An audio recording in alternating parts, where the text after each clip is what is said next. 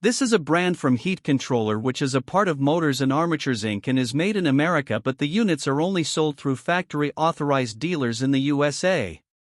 The TGRG-R models combine a basic 14-SEER air conditioner with a basic single-stage 81% AFUE gas furnace.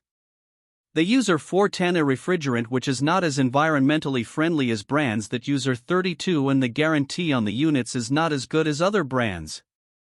The units can be field converted from roof mount, down discharge, to slab mount, side discharge, and feature a drain pan float switch that stops the unit from operating if the condensate drain becomes clogged. This can prevent damage to the inside of the building when the units are mounted on the roof. The units have a constant torque blower motor and an insulated antimicrobial drain pan.